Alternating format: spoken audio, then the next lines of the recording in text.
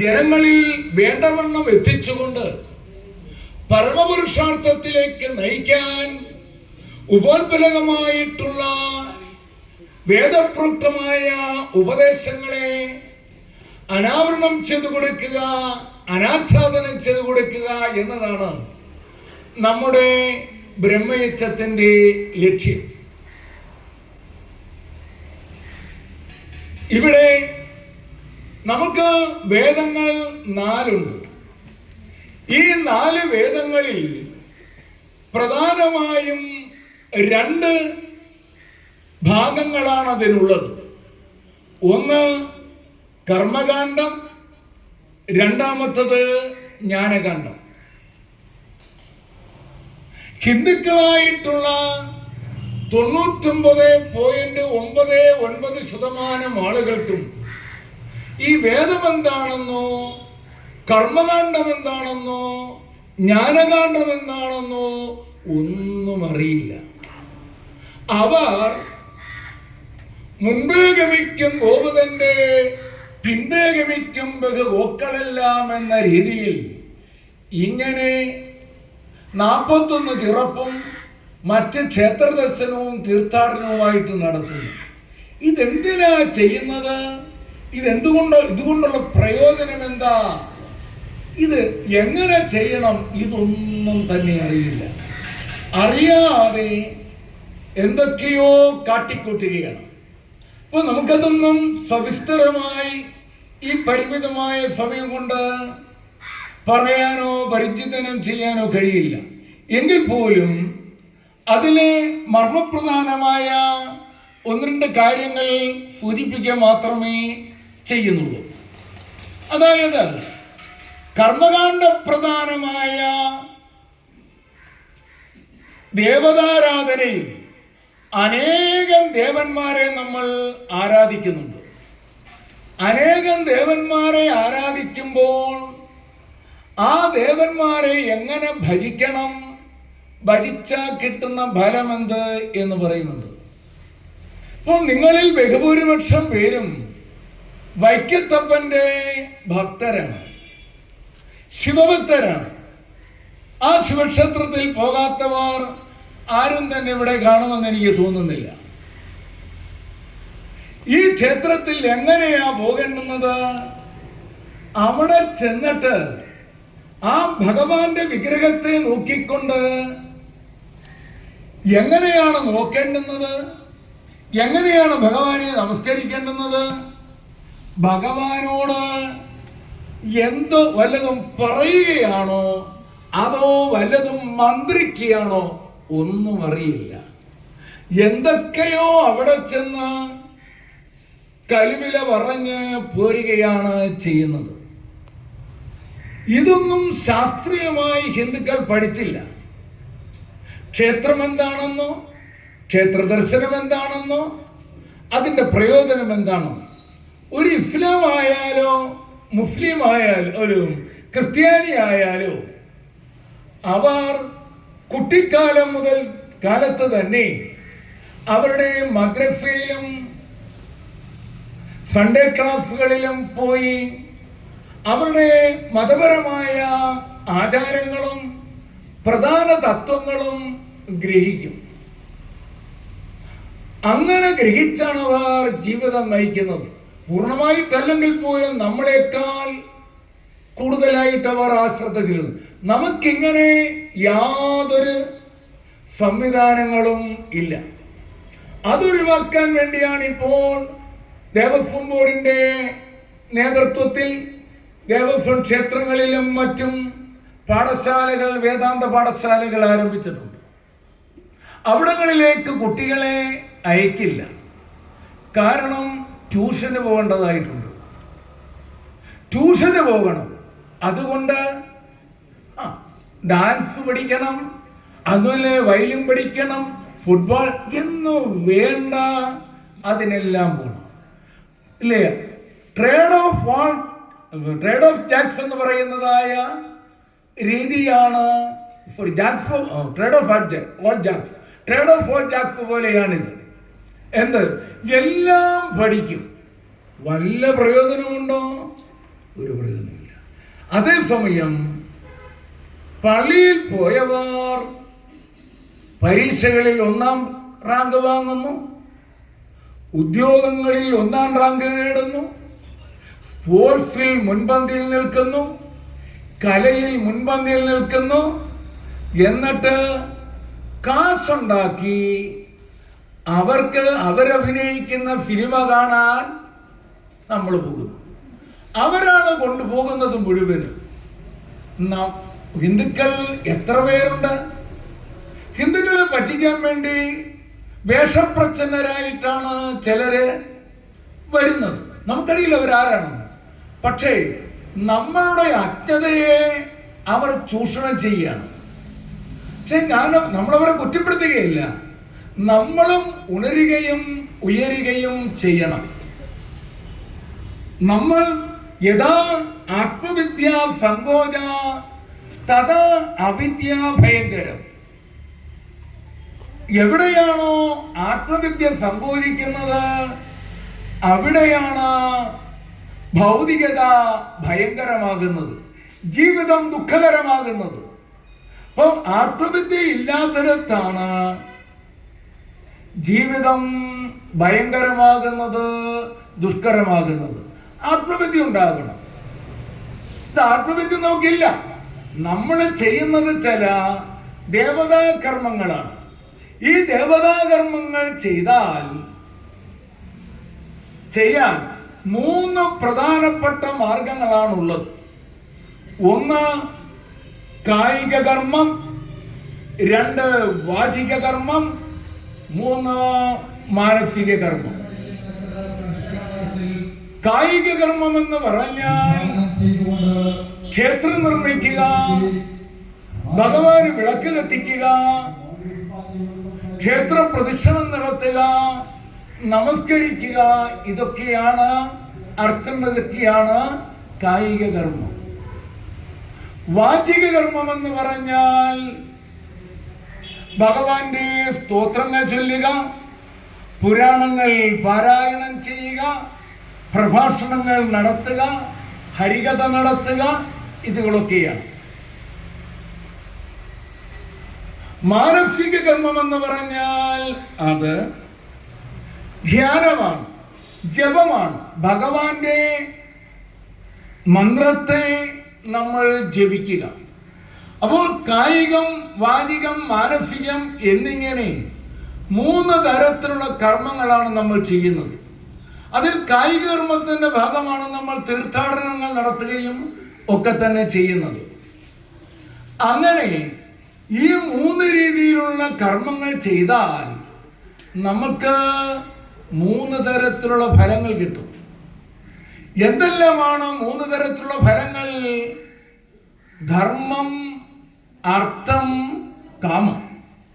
ധർമ്മം എന്ന് പറഞ്ഞാൽ നമ്മൾ നല്ല കാര്യങ്ങളൊക്കെ ചെയ്താൽ, ഭഗവത് സേവ ചെയ്താൽ നമുക്ക് മരണാനന്തരം സ്വർഗം കിട്ടും. അർത്ഥമെന്ന് പറഞ്ഞാൽ നമുക്ക് നമ്മുടെ ആഗ്രഹങ്ങളെല്ലാം സാധിക്കുന്നതിനുള്ള സമ്പത്ത്, ധനം മാത്രമല്ല ജ്ഞാനവും നമുക്ക് കിട്ടും. അങ്ങനെ ധർമ്മം, അർത്ഥം. അടുത്തത് കാമം.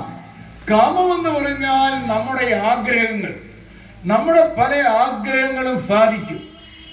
ദേവനെ ആരാധന ചെയ്താൽ ഈ 3 ഫലങ്ങൾ കിട്ടും. അപ്പോൾ ദേവനെ ആരാധന ചെയ്യാൻ കായിക കർമ്മം, വാചിക കർമ്മം, മാനസിക കർമ്മം. ഇനി ഈ ദേവനെ ഈ 3 രീതിയിൽ ആരാധിച്ചാൽ 3 തരത്തിലുള്ള ഫലങ്ങൾ കിട്ടും. എന്തൊക്കെയാണത്? അത് ധർമ്മം, അർത്ഥം, കാമം. ഇങ്ങനെ 3 ഫലങ്ങൾ കിട്ടുന്നതോടൊപ്പം 3 ദോഷങ്ങൾ കൂടി കിട്ടും. ഇത് ആർക്കെങ്കിലും അറിയാമോ? ആർക്കും അറിയില്ല. നമ്മളിവിടെ അമ്പലത്തിൽ പോവുകയും ഭജന നടത്തുകയൊക്കെ ചെയ്യും. അവരുടെ ജീവിതത്തിൽ ഉണ്ടാകുന്ന കഷ്ടപ്പാടുകൾ, ക്ഷേത്ര ദർശനത്തിന് പോകുന്ന കൂട്ടത്തിൽ ബുദ്ധിമുട്ടുണ്ടാകുന്നുണ്ട്. അത് കഴിഞ്ഞ് വരുമ്പോൾ ബുദ്ധിമുട്ടുണ്ടാകും. ക്ഷേത്രത്തിൽ മാത്രം പള്ളി പോയാലും ഒക്കെ ഉണ്ടാകുന്നുണ്ട്. ധാരാളം രോഗപീഠകൾ ഉണ്ടാകുന്നുണ്ട്, മറ്റ് മാനസിക പ്രശ്നങ്ങൾ ഉണ്ടാകുന്നുണ്ട്, കുടുംബ പ്രശ്നങ്ങൾ ഒക്കെ ഉണ്ടാകുന്നുണ്ട്. വലിയ ഭക്തരാണ്. ഇതെന്താ സംഭവിക്കുന്നത് ആളുകൾക്കറിയില്ല. ഇത് വേദത്തെ വേണ്ടവണ്ണം പഠിക്കാഞ്ഞത് കൊണ്ടാണ് ഈ ജനം ഈ ദുഃഖം അനുഭവിക്കുന്നത്. ദേവനെ ആരാധിക്കാൻ 3 മാർഗമുണ്ട്. ആരാധിച്ചു കഴിഞ്ഞാൽ 3 തരത്തിലുള്ള ഫലം കിട്ടും. 3 ഫലം കിട്ടുന്നതോടൊപ്പം 3 തരത്തിലുള്ള ദുഃഖം കൂടി കിട്ടും. എന്തൊക്കെയാണ്? ദുഃഖമിശ്രിതത്വം. എന്ത് ചെയ്താലും അതിനകത്തെല്ലാം എന്തുണ്ട്? ദുഃഖമുണ്ടായിരിക്കും. അസംതൃപ്തികരത്വം. എന്തോ കിട്ടിയാലും മതിയാവത്തില്ല, അസംതൃപ്തി ഉണ്ടായിരിക്കും. ബന്ധകത്വം എന്ന് പറഞ്ഞാൽ നമ്മൾ ദേവതാകർമ്മം ചെയ്ത് കിട്ടിയ ചില ഫലങ്ങളാൽ മോചിതരാവാതെ ബന്ധിച്ചു കിടക്കുകയാണ്. അങ്ങനെ ബന്ധകത്വമുണ്ട്. ഇങ്ങനെ ദുഃഖമിശ്രിതത്വം, അസംതൃപ്തികരത്വം, ബന്ധകത്വം എന്നിങ്ങനെയുള്ള 3 ദുഃഖങ്ങൾ ദേവന്മാരെ ആരാധിച്ചാൽ കിട്ടുമെന്ന് അറിയാൻ പാടില്ലാതെ ദേവതാകർമ്മം വീണ്ടും ചെയ്തുകൊണ്ട് അവർ വീണ്ടും ദുഃഖം അനുഭവിച്ചുകൊണ്ടിരിക്കുന്നു. എന്നാൽ ഇതിൽ നിന്നും രക്ഷപ്പെടാനുള്ളതായ ഉപായം എന്താണ് എന്ന് അവർക്കറിയില്ല, ആരും പറഞ്ഞു കൊടുക്കുന്നില്ല. എന്ന് മാത്രമല്ല, അതൊക്കെ പറഞ്ഞിട്ടുള്ള വേദമോ വേദാന്തമോ പഠിക്കുകയും ചെയ്യുന്നില്ല, പഠിപ്പിക്കുകയും ചെയ്യുന്നില്ല.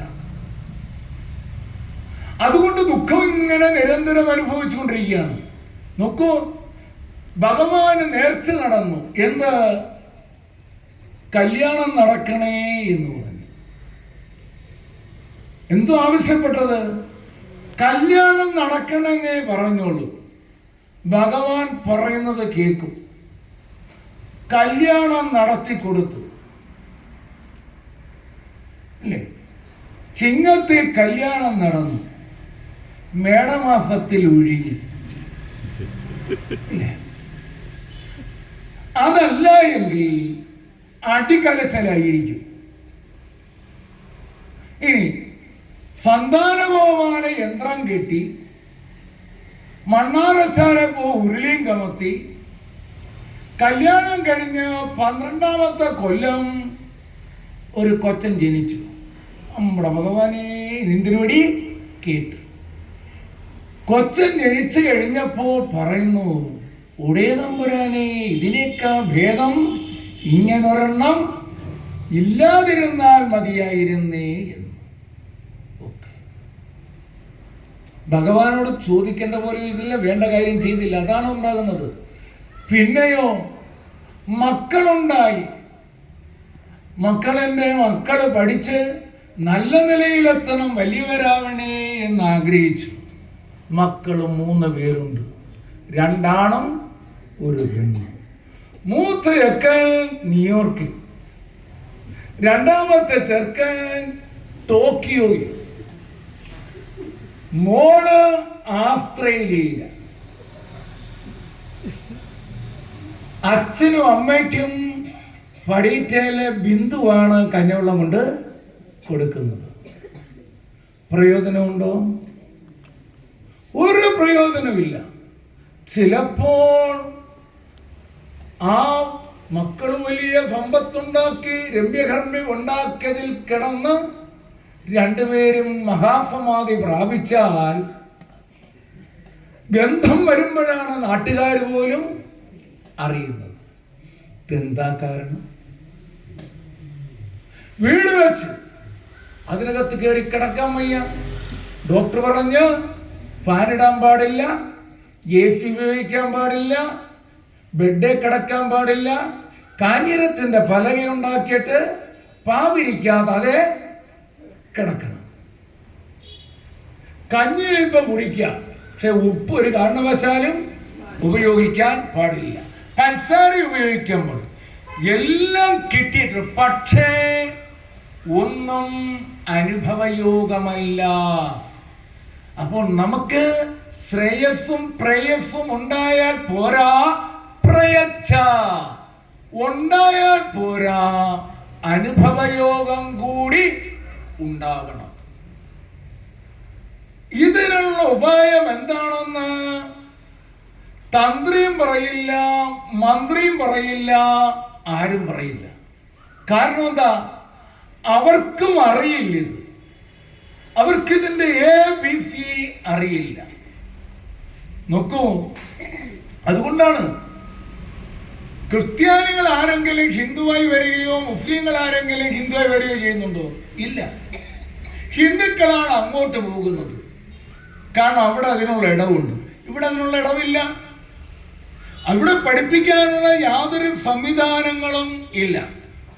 എന്നാൽ വേദാന്തത്തിൽ പറയുന്നുണ്ട്, ഇങ്ങനെ ദേവതാരാധന നടത്തിയാൽ 3 തരത്തിലുള്ള ഫലങ്ങൾ കിട്ടുന്നതോടൊപ്പം ഫ്രീ ആയി തന്നെ 3 ദുഃഖവും കിട്ടുന്നുണ്ട്. ആ ദുഃഖത്തിൽ നിന്നും നമുക്ക് എന്ത് ചെയ്യണം? മോചിക്കണം. അതിനെയാണ് മോക്ഷം എന്ന് പറയുന്നത്. ഈ ദുഃഖത്തിൽ നിന്നും മുക്തി ഉണ്ടാകണം. അതിനെയാണ് മുക്തി എന്ന് പറയുന്നത്. ഹിന്ദുക്കൾ ധരിച്ചു വച്ചിരിക്കുന്നത് സ്വർഗവും മുക്തിയും മോക്ഷവും എല്ലാം ഒന്ന് തന്നെയാണെന്ന്, അല്ലേ? ഒന്ന് തന്നെയാണെന്നാണ് ഉപയോഗിക്കുന്നത്. പക്ഷേ സ്വർഗം കിട്ടുന്നത് മരണാനന്തരമാണ്. അതുണ്ടോ എന്ന് ഉറപ്പ് തന്നെ ഇല്ല. എന്നാൽ മുക്തി കിട്ടുന്നത്, മോക്ഷം കിട്ടുന്നത് ജീവിച്ചിരിക്കുമ്പോൾ തന്നെയാണ്. ആ മുക്തി ഈ ശരീരം വിട്ട് പോയാലും ആ അനുഭവത്തിൽ തന്നെ ഇരിക്കും. അപ്പോൾ സർവദുഃഖങ്ങളിൽ നിന്നുമുള്ളതായ മോചനമാണ് മുക്തി അഥവാ മോക്ഷം എന്ന് പറയുന്നത്. മരിച്ചു കഴിയുമ്പോൾ പറയും, അപ്പൂപ്പന്റെ അമ്മയുടെ മോക്ഷത്തിന് വേണ്ടിയൊന്ന് പ്രാർത്ഥിക്കണം. ഈ രാജ്യം മുഴുവനും തലയും കുത്തി നിന്ന് പ്രാർത്ഥിച്ചാലും ആ വല്യമ്മച്ചിക്ക് എന്ത് കിട്ടില്ല? മോക്ഷം കിട്ടില്ല. എക്സ്പയർ ആയി പോയി. ജീവിച്ചിരിക്കുമ്പോഴാണ് അത് അനുഭവിക്കേണ്ടത്, അല്ലേ? നമുക്ക് വിശന്നാൽ ആഹാരം കഴിക്കേണ്ടുന്നത് മക്കളല്ല, ആരാ? നമ്മളാണ്. അപ്പൊ നമുക്കുണ്ടാകുന്ന ദുഃഖങ്ങളെ ഇല്ലായ്മ ചെയ്യേണ്ടത് ആരാണ്? നമ്മളാണ്.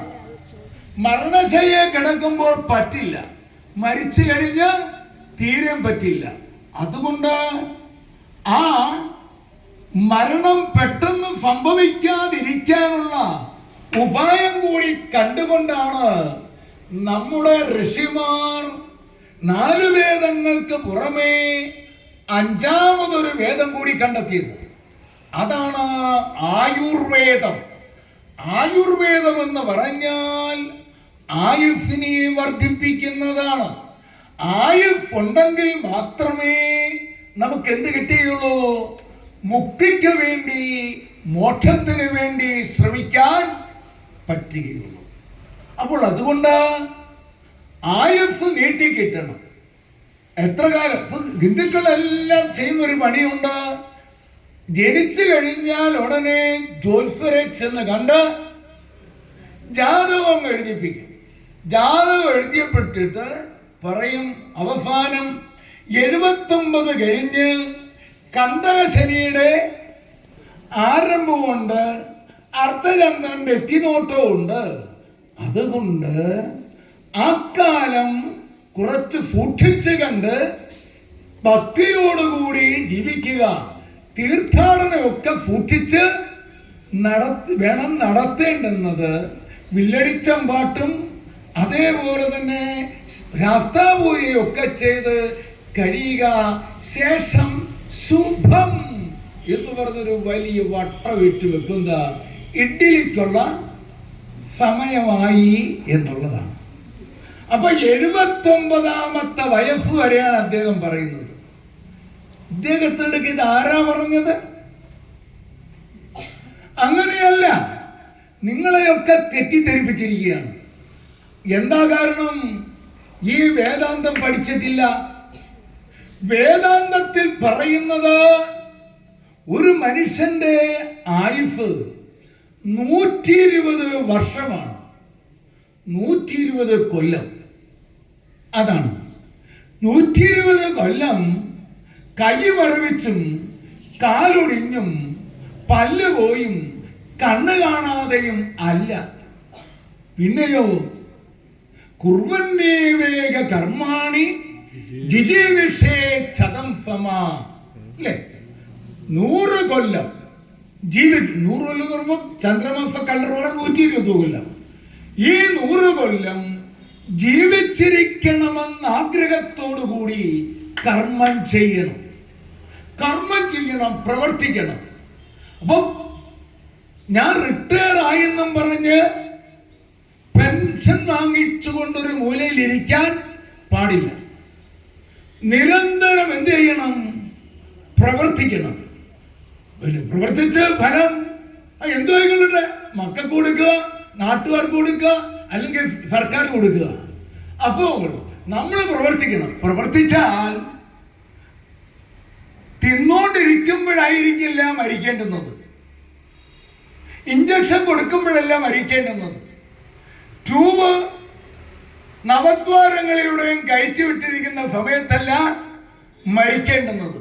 പിന്നെയോ കുർവന്നേവേഗ കർമാണി ജിജീവിഷേച്ഛദം സമ. അതായത് കർമ്മം ചെയ്തുകൊണ്ടിരിക്കുമ്പോൾ വേണം എന്ത്? മരിക്കേണ്ടത്. ആരുടെയും സഹായത്തിന് നിൽക്കാൻ പാടില്ല, നിൽക്കില്ല. എങ്ങനാണെങ്കിൽ ഈ ഉപനിഷജ്ഞാനത്തെ ഉൾക്കൊണ്ടുകൊണ്ട് ജീവിച്ചാൽ, കാരണം എന്താ, മനസ്സ് ആ രീതിയിൽ കണ്ടീഷൻ ചെയ്യും. കണ്ടില്ലേ, ഞാൻ ആരോഗ്യവാനാണ്, ആരോഗ്യവതിയാണ്, കർമ്മം ചെയ്യും. ഈശ്വരനാണ് കർമ്മം ചെയ്താൽ എന്ത്? ആ സൈക്കോസൊമാറ്റിക് ഫങ്ഷൻ കൊണ്ട് ആ ബോഡിയും മനസ്സും ബുദ്ധിയും വളരെ സ്ട്രെങ്തിയാകും, എൻലൈറ്റൻഡ് ആകും. അവർക്ക് വർക്ക് ചെയ്യാൻ കഴിയും. ഇതങ്ങനല്ല.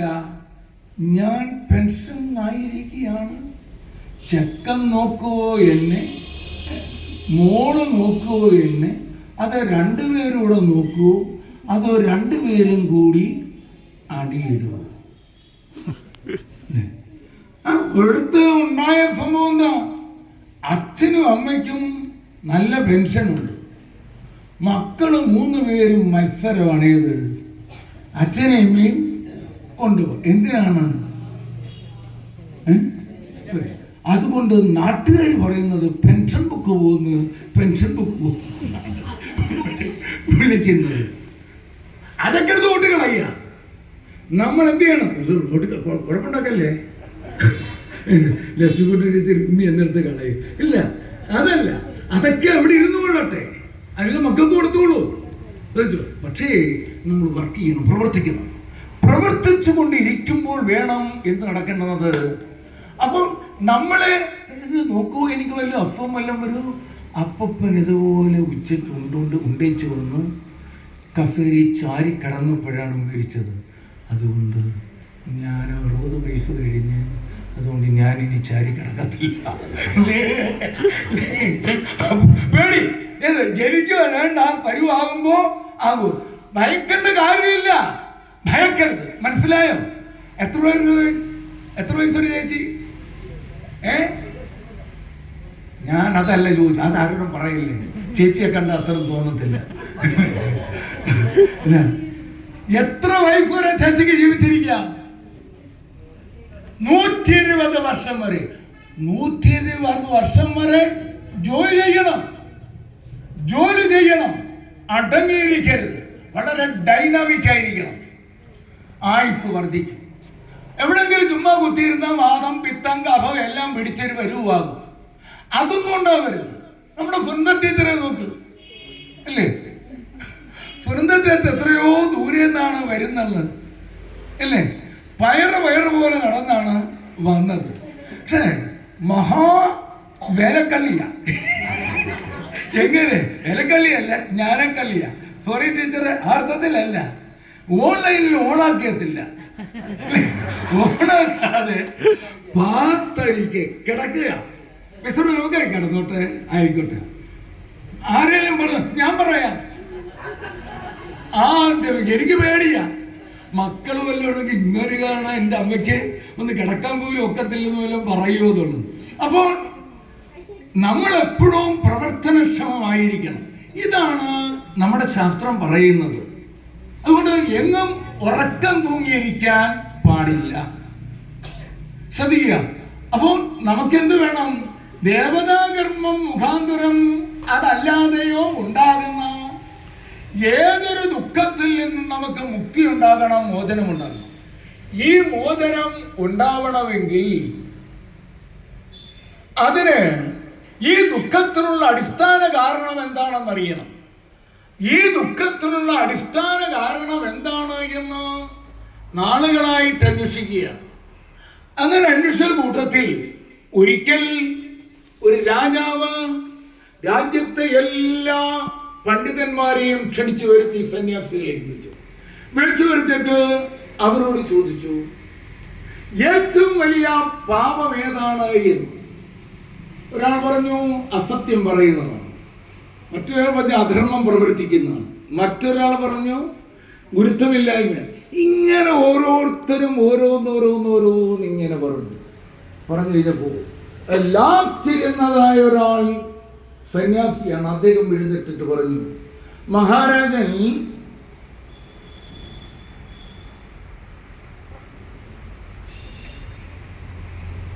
ഏറ്റവും വലിയ പാപമെന്ന് പറയുന്നത് എന്താണ്? അജ്ഞാനമാണ്. അജ്ഞാനമാണ് ഏറ്റവും വലിയ പാപം. അസത്യം പറയുന്നത് അജ്ഞാനം കൊണ്ടല്ലേ? അതെ. അധർമ്മം പ്രവർത്തിക്കുന്നത് അജ്ഞാനം കൊണ്ടല്ലേ? അതെ. ഹീനകർമ്മങ്ങൾ ചെയ്യുന്നത് അജ്ഞാനം കൊണ്ടല്ലേ? അതെ. അപ്പോൾ പാപങ്ങൾക്ക് മാതാവാണ് ഏത്? അജ്ഞാനം. അപ്പോൾ ഈ രാജാവിന് വിളിച്ചു കൂട്ടിയതൊരു പ്രത്യേക സന്ദർഭത്തിലാണ്. വളരെയേറെ പണം വിനിയോഗിച്ച് അദ്ദേഹം ഒരു കൊട്ടാരം പണിഞ്ഞിരിക്കുകയാണ്. എന്നിട്ട് അവരോട് ചോദിച്ചു, ഈ കൊട്ടാരത്തിന് എന്തെങ്കിലും ദോഷമുണ്ടോ എന്ന് നിങ്ങൾ നോക്കിക്കണ്ട് പറയാൻ പറഞ്ഞു.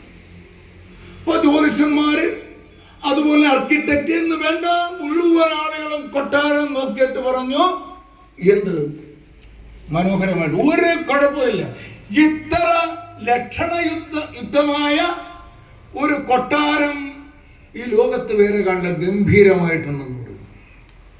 ഉടൻ മറ്റേ സ്വാമി ഉണ്ടല്ലോ, ആ സ്വാമി പറഞ്ഞു, അങ്ങനല്ല, ഇതിന് വലിയൊരു ദോഷമുണ്ട്, മാരകമായൊരു ദോഷമുണ്ട്. രാജാവ് നടുങ്ങിപ്പോയി, സദസാകെ ഞെട്ടി, എല്ലാരും നോക്കിയാണ്. മഹാരാജൻ ചോദിച്ചു, എന്താണാവോ കുട്ടി? പറഞ്ഞോ, ഇതിൽ ആര് താമസിച്ചാലും അവർ മരിക്കുമെന്ന് പറഞ്ഞു. ഇതിൽ ആര് താമസിച്ചാലും മരിക്കും. പോയില്ല. അപ്പോൾ അദ്ദേഹത്തെ വിളിച്ച് ചോദിച്ചു, എങ്കിൽ മരിക്കാതിരിക്കാനുള്ള ഉപായം എന്താണ്? പാപത്തിൽ നിന്നും രക്ഷപ്പെടാനുള്ള ഉപായം എന്താണ്? നിങ്ങൾക്കാർക്കേലും വേണോ ഭരിക്കാതിരിക്കാനുള്ള ഉപായം? ഉണ്ടെങ്കിൽ 2 പീസ് ഞാൻ തരില്ലേ അല്ലേ? വേണ്ട, ചുമ്മാ ആവശ്യമില്ലാത്ത വിളച്ചിലൊന്നും പറയാം. ശ്രദ്ധിച്ചു. അപ്പോൾ മരിക്കില്ല, മരിക്കാതിരിക്കാനുള്ള ഉപായം സ്വാമി പറഞ്ഞു കൊടുത്തു. എന്താ പറഞ്ഞു കൊടുത്തത്? മഹാരാജൻ എല്ലാ പാപങ്ങൾക്കും പാപമായത് അജ്ഞാനമാണ്. അജ്ഞാനം മാറണമെങ്കിൽ എന്ത് വേണം? ജ്ഞാനം വേണം. മനസ്സിലായില്ല? ഇതേപോലെ ഈ കൊട്ടാരത്തിൽ ആരെ ജീവിച്ചാലും താമസിച്ചാലും അവരെല്ലാം മരിക്കും. അങ്ങയ്ക്ക് മരണമില്ലാത്തവനാകണമെന്നുണ്ടെങ്കിൽ എന്ത് വേണമെന്നറിയാമോ? അങ്ങയ്ക്ക് ജ്ഞാനമുണ്ടാകണം. ജ്ഞാനമുണ്ടായാൽ അങ്ങ് ജനന മരണങ്ങൾക്ക് അതീതനായി മാറും. അങ്ങക്ക് പിന്നെ ജനനവും ഉണ്ടാവില്ല, മരണവും ഉണ്ടാവില്ല, അമരനായി ഭവിക്കും. അല്ലേ? അതാ വലിയ നേതാക്കന്മാരൊക്കെ മരിക്കുമ്പോൾ അമരഹേ ഹേ എന്നൊക്കെ വിളിച്ചു പറയില്ല. എവിടെ അമരെ? കീപ്പോട്ട് അമരത്തതേ ഉള്ളൂ. ആരും തന്നെ അമരന്മാരാവില്ല.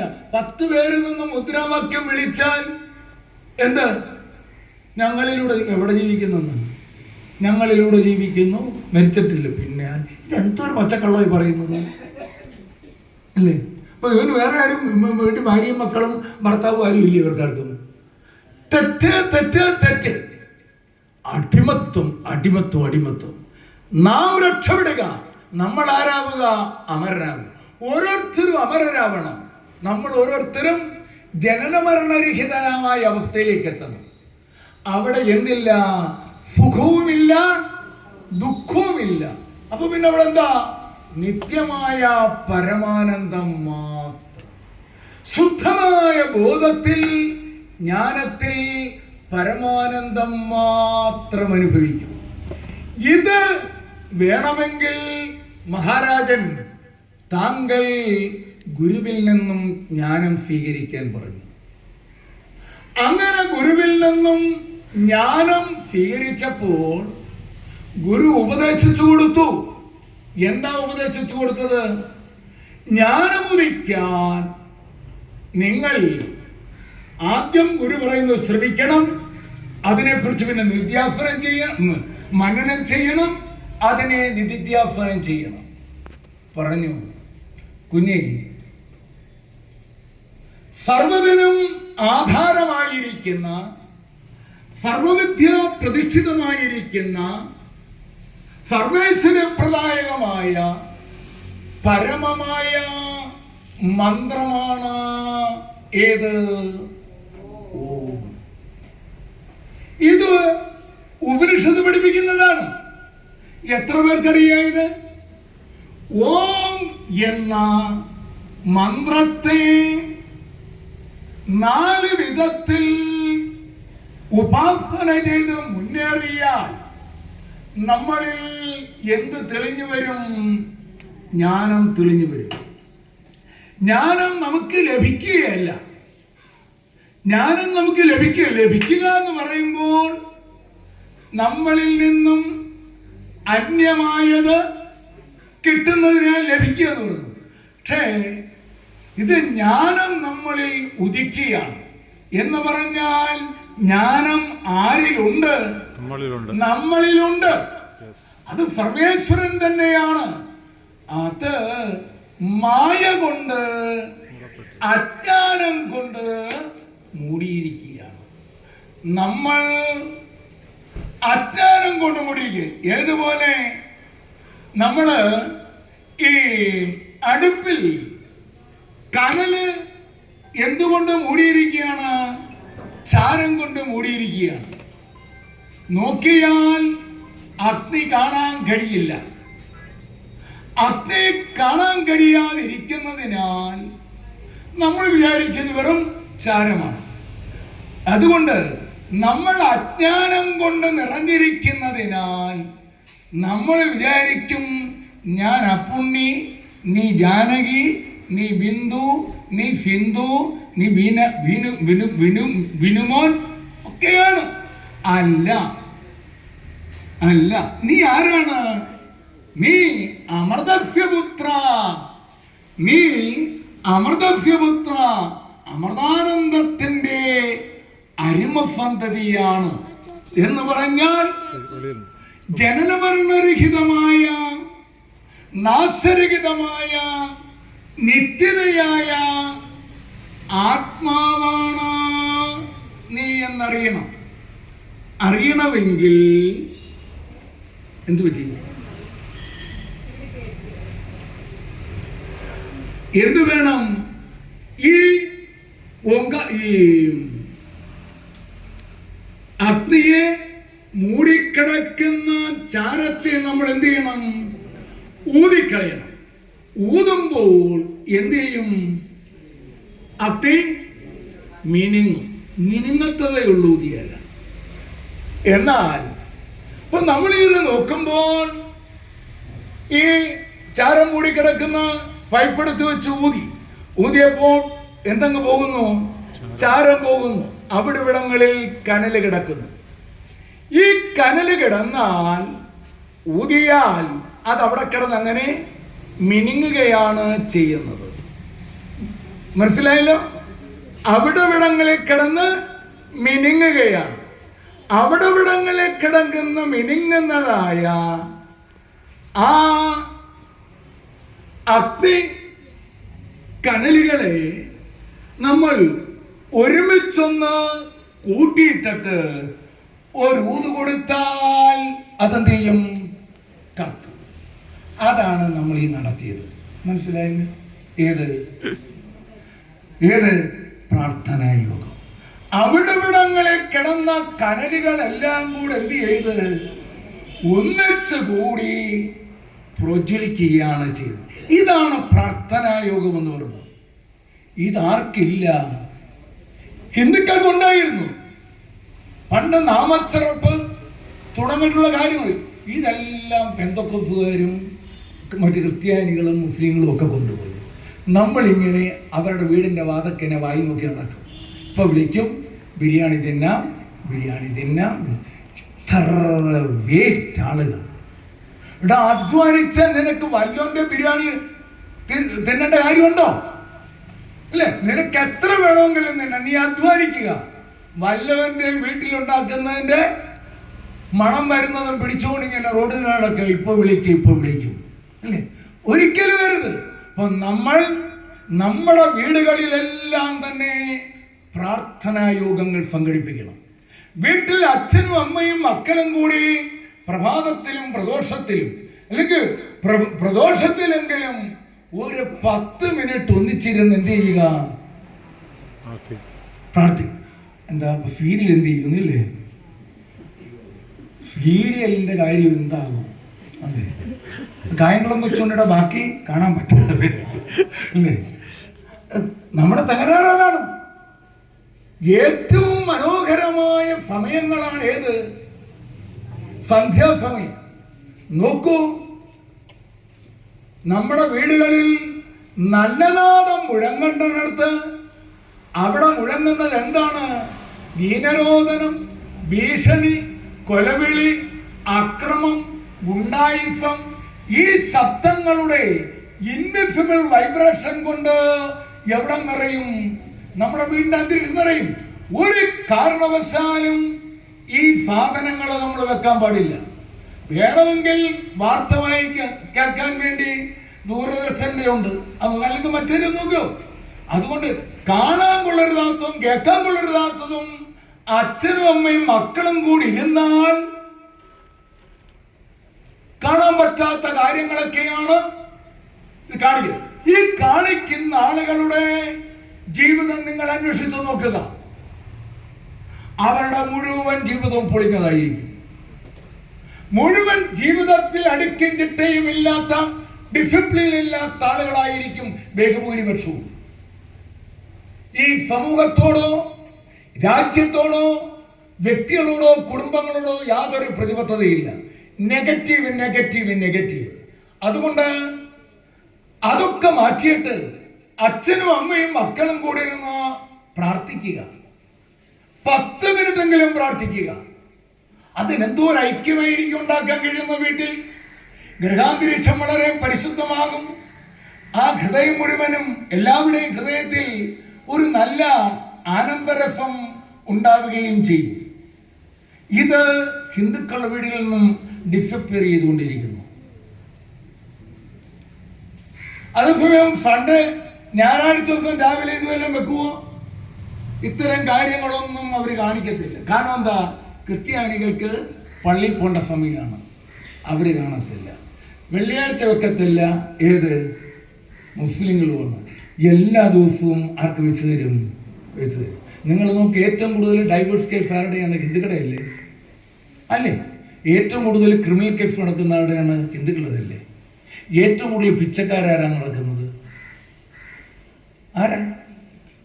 ഇത് മുഴുവൻ ഈ ആളുകളാണ്. പക്ഷേ രമ്യകർമ്മത്തിൽ ജീവിക്കേണ്ടവൻ, സമ്പത്തുള്ളവൻ ഓടയിൽ കിടക്കുകയാണ് ചെയ്തത്. ഇതിന്റെ കാരണം എന്താണ്? ആത്മവിദ്യയില്ലാത്തതാണ്. ആത്മവിദ്യ ഉണ്ടായാൽ നമ്മൾ ഇതെല്ലാം നേടിയെടുക്കും. നമുക്ക് നേടിയെടുക്കാൻ കഴിയും. നമ്മളെക്കാൾ വലിയൊരു ഈശ്വരൻ വേറെയില്ല. നാം തന്നെയാണ് ഈശ്വരൻ. അതുകൊണ്ട് നമ്മെ രക്ഷിക്കേണ്ടുന്നതും നമ്മെ അനുഗ്രഹിക്കേണ്ടുന്നതും ആര് തന്നെയാണ്? നാം തന്നെയാണ്. എത്രയോ സപ്താഹത്തിന് കുചേല വേഷം കെട്ടിക്കൊണ്ട് ചില ആളുകൾ നടക്കുന്നു. വല്ല ഗതി ഉണ്ടായിട്ടുണ്ടോ? വേഷം കെട്ടിയ ആള് കൃഷ്ണനായിട്ടുണ്ടോ? ഇല്ല. അവൻ തെണ്ടി വീണ്ടും തെണ്ടി തന്നെ. ഇത് വേഷം കെട്ടാനുള്ളതല്ല. നമ്മൾ അതിൽ പഠിപ്പിക്കുന്നത് എന്താ? ഇപ്പൊ ഭാഗവതം വായിക്കും, ഞാൻ കുറ്റപ്പെടുത്തുകയില്ല. ഭാഗവതം വായിക്കുന്നത് എന്തിനാണ്? ഭാഗവതം വായിക്കുന്നത് ഭഗവാന് വേണ്ടി ഭാഗവതം വായിച്ചേക്കാം. ഒരു വർഷം ഭഗവാന് വേണ്ടി. എന്റെ പൊന്നു സഹോദര സഹോദരി, ഇത് ഭഗവാന് വേണ്ടിയല്ല. ആർക്ക് വേണ്ടിയാ? നിനക്ക് വേണ്ടിയാ, നമുക്ക് വേണ്ടിയാ. ഈ ഭാഗവതം ഉപദേശിച്ചപ്പോഴാണ്, ആ ജ്ഞാനം ലഭിച്ചത് കൊണ്ടാണ് ശ്രീപരീക്ഷത്ത് മഹാരാജാവിന് മുക്തിയുണ്ടായത്. മനസ്സിലായില്ലേ? ശ്രീപരീക്ഷത്ത് മഹാരാജാവിന് മുക്തി ലഭിച്ചത് ഭാഗവതോപദേശം കൊണ്ടാണ്.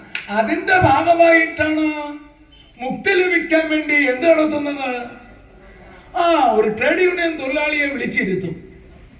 രണ്ടുപേര്, ഒരാൾ കിഴക്കോട്ട് രാഗം, മറ്റൊരാള് പടിഞ്ഞോട്ട് വരും. ചിലപ്പോൾ രണ്ടുപേരും കൂടി ഇരുന്ന് ഒന്നിച്ചൊരു രാഗമായി. ഇന്നലെ ഒരിടത്ത് വായിക്കുന്നുണ്ട്, ഭഗവാനെ എന്തോരം തെറ്റാ പറയുന്നല്ല. പഞ്ചാനനൻ എന്നുള്ളതിന് പാഞ്ചജനൻ. പിന്നെ കുറെ ഇതുപോലെ ഞാൻ ഒന്ന് ഇത് എന്റെ ശ്രദ്ധയിൽപ്പെട്ടപ്പോ അപ്പിടി തെറ്റ്. ഇത് മുഴുവൻ അറം വരുന്ന സാധനം. ഇതൊന്നും പാടില്ല.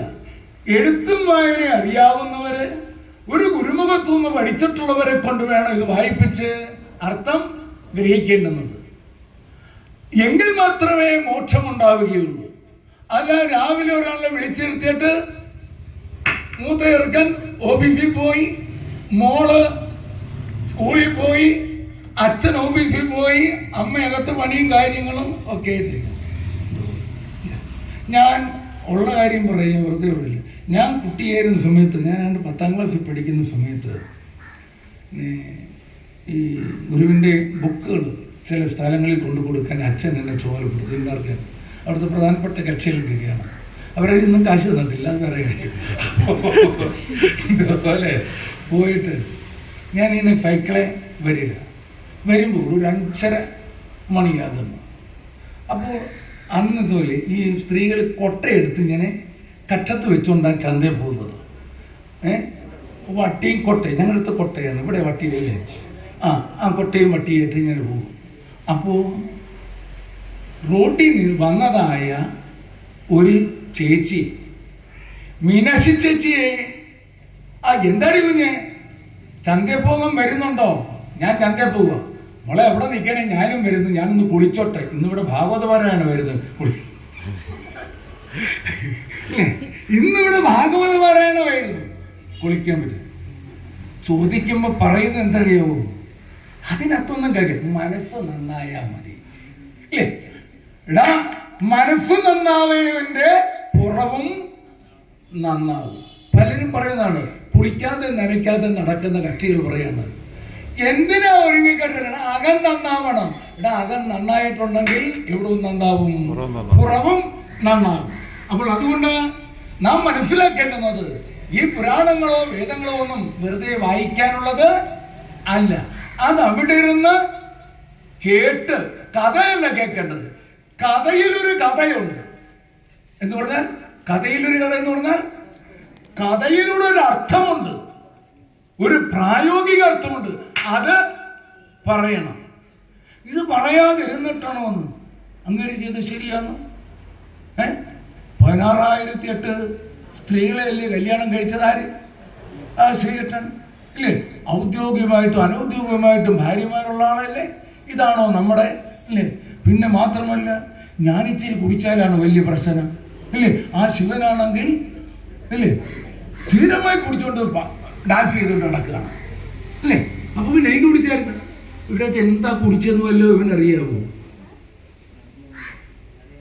ഇതെന്ത് സാധനം കുടിച്ചുകൊണ്ടാണ് ഭഗവാൻ നൃത്തം ചെയ്തത്? അത് എന്താണെന്ന് അറിയണമെങ്കിൽ ശ്രീമഹാഭാഗവതത്തിന്റെ ആദ്യ ഭാഗത്തത് പറയുന്നുണ്ട്. ആ അമൃതരസം പാനം ചെയ്തുകൊണ്ടാണ് അനുദിനം ആനന്ദിച്ചലസാതെ മാനസപത്മത്തിങ്കൽ വാഴും പെങ്കിളി പെണ്ണെ എന്ന് പറഞ്ഞതിന് പോവാണ് ഭാഗവതം. പോകട്ടെ. അപ്പോൾ നമ്മള് ജ്ഞാനം ശ്രവിച്ചു കഴിയുമ്പോൾ നമ്മളിലെ എന്തങ്ങ് പോകും? അജ്ഞാനം. അജ്ഞാനം പോകുമ്പോൾ എന്തും പോകും? എല്ലാ ദുഃഖവും എല്ലാ പാപവും പോകും. പോയിക്കഴിഞ്ഞാൽ പിന്നെ എന്തില്ല? ജനന മരണ ഭയം ഇല്ല. ഈ ആള് നിത്യനായി വർത്തിക്കും. നിത്യനായി വർത്തിക്കുമെന്ന് പറഞ്ഞാൽ ഈ ശരീരം പോയാലും ആരുണ്ട്? നമ്മളുണ്ട്. നമ്മുടെ ശരീരത്തിൽ നിന്ന് ഇപ്പൊ നിങ്ങൾ പറയുന്നത് ഞാൻ ഈ ഇരിക്കുന്ന ആളാണെന്ന് പറഞ്ഞാൽ നാളെ രാവിലെ ഇപ്പൊ എത്ര മുടി പിടിഞ്ഞു പോകും, എന്തുമാത്രം നഖം വെട്ടിക്കളയുന്നുണ്ട്. അപ്പോഴും ആരുണ്ട്? ഞാനുണ്ട്. അപ്പോൾ ഈ ശരീരം മൊത്തത്തിൽ പോയാലും ആരുണ്ട്? ഞാനുണ്ട്. അപ്പോൾ അതൊക്കെ നമുക്ക് ശാസ്ത്രീയമായി നമ്മളെ പഠിപ്പിക്കുന്നുണ്ട്. അതൊന്നും പറയാൻ നേരമില്ലാത്തത് ഞാൻ അതിലേക്ക് കിടക്കുന്നില്ല. ഇവിടെ പരമമായിരിക്കുന്ന മുക്തി, മോക്ഷം അനുഭവിക്കാൻ ഒരേ ഒരു മന്ത്രമേ ഉള്ളൂ. അതേത് മന്ത്രമാണ്? ഓംകാര മന്ത്രമാണ്.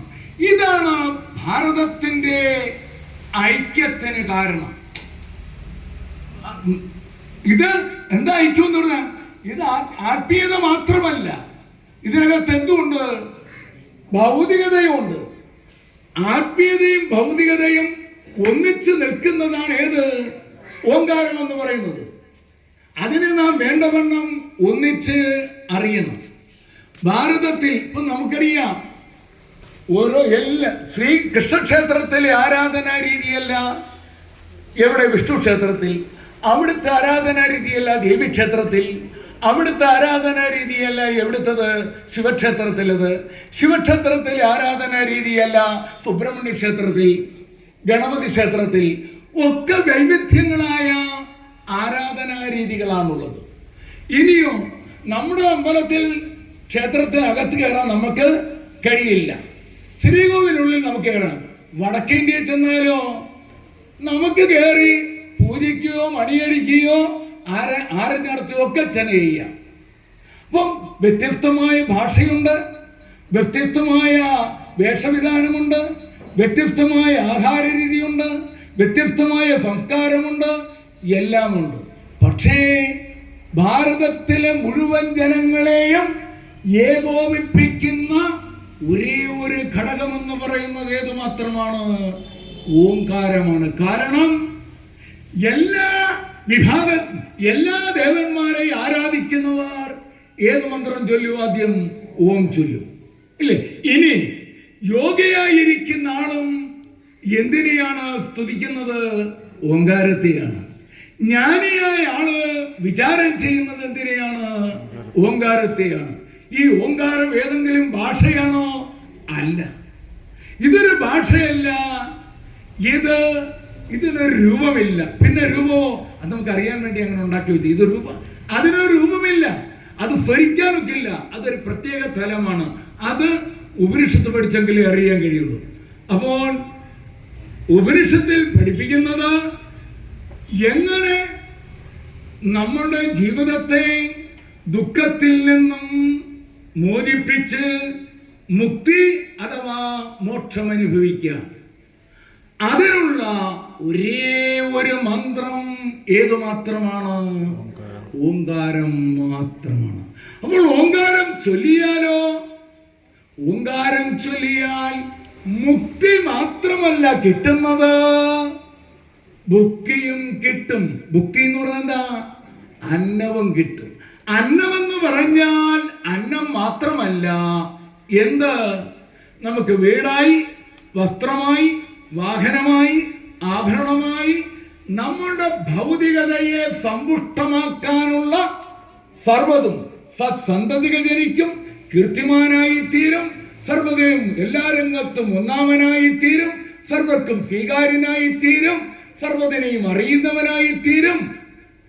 ഇങ്ങനെ എല്ലാ നന്മകളും ലഭിക്കുകയും എല്ലാ പാപങ്ങളിൽ നിന്നുള്ള മോചനവും നൽകുന്നതായ പരമമായ മന്ത്രമാണേത്. പക്ഷേ ഇതെങ്ങനെ സ്ഫുരിക്കണമെന്ന് പോലും ആർക്കറിയില്ല, ഹിന്ദുക്കൾക്കറിയില്ല. നിങ്ങളിപ്പോ ക്ഷേത്രത്തിൽ ചെന്നാൽ ചൊല്ലും, ഓം ശിവായ നമഃ, ഓം ശങ്കരായ നമഃ, ഓം ശംഭുവേ നമഃ, ശംഭരായ നമഃ. കേട്ടിട്ടില്ലേ? എന്തു എനിക്ക് മനസ്സില്ല. ഓം ശങ്കരായ നമഃ, ഓം ശിവായ നമഃ, ഓം ശംഭുവേ നമഃ, ദേവേ നമഃ, കൃഷ്ണായ നമഃ, ശിവേ നമഃ. അതാ നമ്മള്. നിങ്ങൾ ഉത്പാദന നടത്തേക്ക് പോരും, അത്രയേ ഉള്ളൂ. ഒരു കാര്യമില്ല. അത് ഇനി നോക്കൂ, കൃഷ്ണായ നമഃ, ദേവേ നമഃ, വിഷ്ണുവേ നമഃ, ശങ്കരായ നമഃ, ശിവായ നമഃ. ഒരു പ്രയോജനവുമില്ല, ഒരു പ്രയോജനവുമില്ല. അതെല്ലാം നമ്മുടെ പറമ്പ് കളയ്ക്കാൻ വിളിക്കുന്ന ആളെ വിളിക്കുന്ന പോലെ ഇരിക്കും, അത്രയേ ഉള്ളൂ. അത് അർത്ഥമുള്ളതും പ്രയോജനമുള്ളതുമായി മാറണമെങ്കിൽ ആ നാമത്തിന്റെ മുന്നിൽ എന്ത് ഭരിക്കണം? ഓം എന്ന്. ഓം എന്ന് ഭരിക്കുമ്പോൾ അത് വെറുതെ ഭരിച്ചിട്ട് കാര്യമില്ല. ഒരു പ്രാണന് ഒരു പ്രണവമെന്ന നിലയിൽ സ്ഫുരിച്ചുകൊണ്ടാണ് ആ നാമം ചൊല്ലേണ്ടുന്നത്. അങ്ങനാണെങ്കിൽ ഒരു ദിവസം എത്ര പുഷ്പാഞ്ജലി നടത്തും? എത്ര പുഷ്പാഞ്ജലി നടത്തും? എനിക്കറിയാം, ഞാൻ വളരെ കുട്ടിയായിരുന്ന സമയത്ത് ഒരു പ്രതിഷ്ഠ ചടങ്ങുമായിട്ട് ബന്ധപ്പെട്ട് അവിടെ ചെന്ന്, അപ്പം എന്നൊക്കെ പറഞ്ഞു മന്ത്രം ഒന്ന് ചൊല്ലിക്കൊടുക്കണം. അപ്പം ശരി ഇല്ല, ചൊല്ലിയതിനു ശേഷം, മന്ത്രം ചൊല്ലിയതിനു ശേഷം ഈ ഓരോരുത്തരുടെയും നാളും പേരും എഴുതി കൊടുക്കില്ല. ഈ നാളും പേരും ചൊല്ലി വേണം എന്ത് ചെയ്യേണ്ടത്? അർച്ചന. അപ്പോൾ ഏതാണ്ട് 100-400 ആളിൻ്റെ ഉണ്ട്. ഞാനിവിടെ ഇരുന്ന് അങ്ങനെ ഓരോന്നും ഇടയ്ക്ക് ഞാൻ നോക്കുമ്പോൾ അയാൾ എന്നിങ്ങനെ താളം ചേട്ടൻ എന്നെ ഞാൻ നോക്കുന്ന ഒക്കെ ചെയ്യുന്നു. അപ്പം എനിക്ക് മനസ്സിലായി അദ്ദേഹത്തിന് എന്തേ അസ്വസ്ഥത ഇരുന്നുണ്ട്. കുറച്ച് കഴിയുമ്പോൾ ഇയാൾ ആ പാത്രം അവിടെ വെച്ചിട്ട് വെളിയിട്ടിറക്കി എൻ്റെ അടുത്ത് വന്നില്ല, അത് വേണ്ട, ഇങ്ങനെ ചൊല്ലണ്ട, ഇങ്ങനെ പിന്നെങ്ങനെ അങ്ങനെയുണ്ട. സകല നക്ഷത്ര ജാതസ്യ സകല നാമധേയായ മാനസിക രാഗദ്വേഷാദി വിനിർമുക്തിയാർത്ഥം. ഏത് സകലമാണ്? അതാണ്. അപ്പൊ ഇത് വെറും തട്ടിപ്പാണ്, വെട്ടിപ്പാണ്, ശരിയല്ലത്. മന്ത്രം അതാ നമ്മൾ കർമ്മം ചെയ്താൽ ഫലമില്ലാത്തത്. ആ മന്ത്രം സ്ഫുരിക്കേണ്ടുന്നതായ അതിന് ദേവതയുണ്ട്, ഛന്ദസ്സുണ്ട്, അതിന് നീട്ടും കുറുക്കുമൊക്കെ ഉണ്ട്. അതാണ് ഞാൻ ചിലപ്പോൾ കണ്ണുരുട്ടി കാണിക്കുന്നത്. അപ്പോഴാണ് പിണങ്ങിപ്പോയിട്ട് എന്നെ അവിടെ വെച്ച് കണ്ണുരുട്ടി കാണിച്ചില്ലേ, അല്ലേ, അങ്ങനെ ചെയ്യാൻ കൊള്ളാവോ എന്നൊക്കെ ചോദിക്കുന്നു. അപ്പോൾ നമ്മൾ ആ ഒരു അതിന് മന്ത്രം ചൊല്ലുന്നതിന് രീതിയുണ്ട്. ആ രീതിയെ പഠിപ്പിക്കാൻ ഒരു ശാസ്ത്രമുണ്ട്. ആ ശാസ്ത്രത്തിന്റെ പേരാണ് ശിക്ഷാശാസ്ത്രം എന്ന് പറയുന്നത്. ശിക്ഷ, 6 ശാസ്ത്രങ്ങളിലൊന്ന് ശിക്ഷയാണ്. മന്ത്രം ചൊല്ലാനുള്ള രീതിയാണ്, അതിന്റെ ഫൊണറ്റിക്സ് ആണ് അതിൽ പഠിപ്പിക്കുന്നത്. അപ്പോൾ നമ്മളിപ്പോൾ പറഞ്ഞിട്ട് വന്നത് ഇത്രമാണ്. നമ്മള് എല്ലാ വീടുകളിലും പ്രശ്നമുണ്ട്, എല്ലാ ആളുകളിലും പ്രശ്നമുണ്ട്, എല്ലാ രാജ്യത്തും പ്രശ്നമുണ്ട്. രക്ഷപ്പെടണമെങ്കിൽ എന്ത് വേണം? ജ്ഞാനം വേണം. ജ്ഞാനം ഉണ്ടാവാൻ നമ്മൾ തന്നെ വിചാരിക്കണം. അതിന് നമ്മൾ ഗുരുവിനെ ശരണം പ്രാപിക്കണം. ഗുരു എന്ന് പറയുമ്പോൾ ഒരു വ്യക്തിയൊന്നുമല്ല, എക്സും വയ്യൊന്നുമില്ല. ആരുമാവാം, എന്തുമാവാം. ഭാഗവതം വായിച്ചറിയാൻ 10-24 ഗുരുക്കന്മാരെ കുറിച്ച് പറയുന്നുണ്ട്. പുല്ല് വരെ ഗുരുവാണ്. അപ്പോൾ ആ ഗുരുവിൽ നിന്നും ലഭിക്കുന്നതായ മന്ത്രം ഏതാണ്? ഓങ്കാരമാണ്. ഓങ്കാരത്തിലെ അകാരം കൊണ്ട് ഇന്നത് കിട്ടും എന്ന് പറയുന്നില്ല, ഉകാരം കൊണ്ട് ഇന്നതെല്ലാം കിട്ടും, മകാരം കൊണ്ട് ഇന്നതെല്ലാം കിട്ടും. ഇതെല്ലാം കിട്ടുന്നത് ഭൗതികമായിട്ടുള്ള നേട്ടങ്ങളാണ്. അകാരം ഉകാരവും മകാരം കഴിഞ്ഞാൽ പിന്നൊന്നുണ്ട്, അത് ബഹുഭൂരിപക്ഷം പേർക്കും അറിയില്ല. അകാരം ഉകാരവും മകാരം കൂടി ചേർന്നതാണ് ഏത്? ഓങ്കാരം അല്ല. അവിടെ മറ്റ് പ്രധാനപ്പെടുത്തുന്നുണ്ട്. എന്താണത്? മൗനം, അമാത്ര. ആ മൗനം കൂടെ ചേരുമ്പോൾ മാത്രമേ എന്താവുകയുള്ളൂ? ഓം ആവുകയുള്ളൂ. ഓം എന്തില്ല? മൗനവുമില്ല. അകാര ഉകാര മകാരങ്ങൾ വേണ്ട രീതിയിൽ പ്രൊനൗൺസ് ചെയ്തിട്ടും ഇല്ല. അതുകൊണ്ടാണ് അർച്ചന നടത്തിയാലോ മറ്റ് കർമ്മങ്ങൾ ചെയ്താലോ ഫലമില്ലാതായി മാറുന്നത്. നോക്കൂ, അതുകൊണ്ട് നമ്മൾ സ്ഫരിക്കേണ്ടുന്നത് ഓങ്കാരമാണ്. ഈ ഓങ്കാരത്തെ സ്ഫരിച്ചു കഴിഞ്ഞാൽ ഒരു ഞായറാഴ്ച കൊണ്ടൊന്നും പറ്റത്തില്ല, ഒരു മാസം കൊണ്ട് പറ്റില്ല, ഒരു വർഷം കൊണ്ട് പറ്റില്ല. നമ്മൾ ചിലപ്പോൾ അതിനു മുമ്പ് തന്നെ പറ്റുന്നിരിക്കും. നമ്മൾ ചെയ്യുന്നതിൻ്റെ ആ ആഴവും പരപ്പും അനുസരിച്ചായിരിക്കും നമുക്കതിൽ നിന്നും ഫലം കിട്ടുന്നത്.